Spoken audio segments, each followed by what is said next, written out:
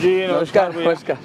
कैसे हैं प्रधानमंत्री जी? देखिए, मजदूरी कर रहे हैं। नहीं, आप इतना आजकल घूम रहे हैं और बहुत कैंपेनिंग बहुत इंटेंस है इस बार आपकी। वैसे हर चुनाव में करते हैं, कोई ज़्यादा अलग से कर रहे हैं ऐसा तो नहीं है। पर इस बार रोड शोज बहुत है आपके। ज़्यादातर हमने देखा हुआ कि क्या है जी कि शाम को हमारा एक प्रॉब्लम ये है, जी ये हेलीकॉप्टर का प्रॉब्लम ये है कि सूर्यास्त के पहले आपको लास्ट डेस्टिनेशन लैंड छोड़ना करना पड़ता पड़ता है जी। है। उसके बाद एक्चुअली कैंपेन के लिए 3-4 घंटे का सही समय होता है। अब वो मेरे जैसे को काम नहीं आता है क्योंकि मेरे लिए तो फिर उसमें से मैंने एक रास्ता खोजा जी कि जहाँ मेरा डेस्टिनेशन ख़त्म हो जाता है तो मैं एक स्थान पे रोड शो कर लूँगा, तो एक एक्स्ट्रा कार्यक्रम मेरा। मगर प्रधानमंत्री जी, मैंने जो ऑब्जर्व किया आपको, आप बहुत मास कांटेक्ट 1-to-1 कांटेक्ट करते हैं जब आप जाते हैं। मैंने देखा अहमदाबाद में एक बुजुर्ग महिला ने आके राखी भी लगाई है आपको वहाँ। जी। तो उस तरह का कांटेक्ट जो है वो रैली से ज़्यादा इन रोड शोज में भी होता होगा। वैसे रैली में भी अनुभव आता है, रोड शो में सिक्योरिटी के मर्यादाएं रहती हैं जी तो मैं ज़्यादा उनको एड्रेस नहीं कर पाता हूँ, लेकिन मैं देख लेता हूँ कि हाँ यार कोई खड़ा है, कोई चाहता है। जैसे कुछ बच्चे आजकल पेंटिंग बना के लाते हैं, ले आते हैं। हाँ, लेकिन उनके समाधान के लिए मेरा मन करता है कि मैं उनको ले लूँ। अगर एड्रेस है तो मैं चिट्ठी लिखता हूँ बच्चों को। जी हाँ। तो मोदी जी, ये कैंपेन मैं तो आपको बहुत सालों से फॉलो कर रहा हूँ, ये कैंपेन में कुछ अलग आपको लग रहा है पिछले 2014 या 9? और माहौल की बात जो होते हैं, इंटरव्यू से पहले पूछना चाहूँगा, ओवरऑल माहौल कैसा लग रहा है आपको इस बार? देखिए, 2014 के चुनाव में जब मैं गया जी तो देश मुझे जानता नहीं था। मैंने थोड़ा बहुत मीडिया से जानता था और मैं गुजरात में काम करता हूँ, उतना ही पता था उनको। जी उनको ये मालूम तो था नहीं भाई एक्चुअली क्या है, तो लोगों की क्यूरियोसिटी बहुत थी। जी तो 2014 में मैं देखता था, मैं जो चीज़ कहता था उसको वो बहुत ही एक प्रकार से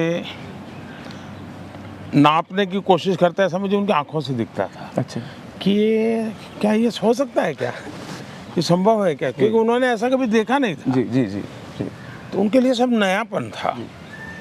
2019 में गया जी तो मैंने देखा कि एक बड़ा विश्वास का नज़र जाता था। उनको लग रहा है यार, आदमी 14 में जो कहता था 5 साल उसने डिलीवर किया बर्बाद नहीं किए। जी उसने लगातार जो कहता था उसको करने का प्रयास किया। जी लोग मुझे इस बात पे जज नहीं करते थे कि हुआ या नहीं हुआ, पूरा हुआ या आधा हुआ, लेकिन ये जज करते थे कि दिशा सही है कि नहीं, प्रयास ईमानदारी से हो रहा है कि नहीं, और मेहनत करने में कोई कमी है क्या। जी और इन सारी कसौटियों पे देश ने कम से कम मुझे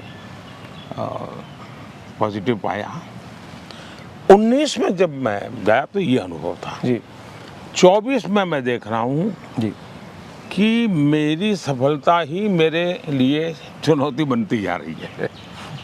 सफलता इसलिए चुनौती बनती जा रही है कि उनको लगता है यार ये 14 में कहता था, देखिए 19 में यहाँ तक गया, 19 में कहता था यहाँ तक गया। अब उनको अपेक्षाएं रोज़मर्रा की ज़िंदगी की बहुत कम है। अब सामान्य हिंदुस्तानी मानता है कि हमारा देश पीछे नहीं होना चाहिए, हमारा देश अब आधुनिक होना चाहिए, हमारे देश में वैज्ञानिकता होनी चाहिए। ये सामान्य मानवीय की सोच है जी, और वो एडप्ट करता है। खास करके डिजिटल इंडिया ने जी उसको अनुभव करवाया जी जी जी कि ये सब संभव है, हम भी ये कर सकते हैं। जी सामान्य मानवीय को, वरना टेक्नोलॉजी, घर में घड़ी भी टाइम सेट करना है तो पहले सोचता था कि घड़ी का टाइम सेट, तो बच्चे को बुलाता है, अरे देखो यार वो घड़ी लेट चल रही है, सेल बदलना है। तो आज ऐसा नहीं है एक, और इसलिए मैं समझता हूँ कि ये समय आकांक्षाओं का समय है जी बहुत बड़ी आकांक्षाओं का समय है, और ये आकांक्षाओं का समय है तो मेरा उत्साह भी और बढ़ गया है। मैं एक व्यक्तिगत सवाल पूछूं इंटरव्यू शुरू करने से पहले? मोदी जी, पूछता है Bharat, nation wants to know आप इतने रिलैक्स्ड कैसे रहते हैं? अभी आपको कोई मिले इतने चुनाव के गर्मी के बीच में और आपकी शेड्यूल 2014 से ज़्यादा है, 2019 से ज़्यादा है। 2014 में जब इंटरव्यू की थी आपकी, मैंने 9 मई को ही की थी 2014 को, और तब आपका गला भी बैठ गया था। इस बार गला भी आप, you are looking very fresh, very relaxed. तो